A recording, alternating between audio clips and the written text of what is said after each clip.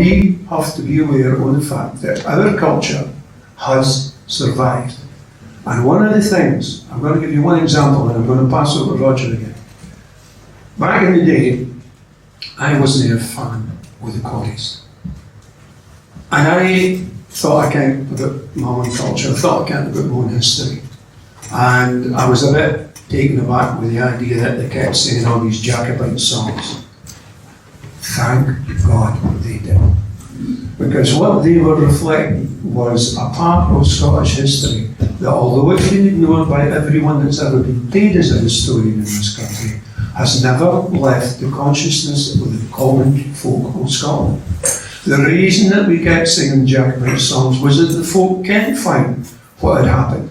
There's like a folk memory of what happened after Culloden and the 10 years afterwards. That's why the songs retained the power. That's why they retained the capacity to stir folk, because it hadn't been forgotten in the culture. And I've been involved with quite a bit of recent revivalism with Jacobite songs, because it matters that we remember. And I don't know how many of you have seen it, but we've got a programme up on Scottish television about the occupation of Scotland after Culloden.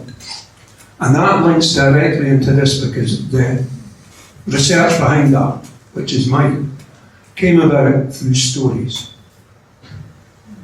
And it came about that we found a document that told us about the British Army being here for 10 years after Culloden. And the only way that got out into the public was because a bunch of my students helped me transcribe that, and then one of them put it up on the web. Every institution to do with Scottish history that I approached told me the same thing when I said, can I get help to get this information out? Oh, I'm sorry, we've not got a budget for that. Every professor that I approached said, oh, well, no, I'm not sure, or promised to do something and did nothing.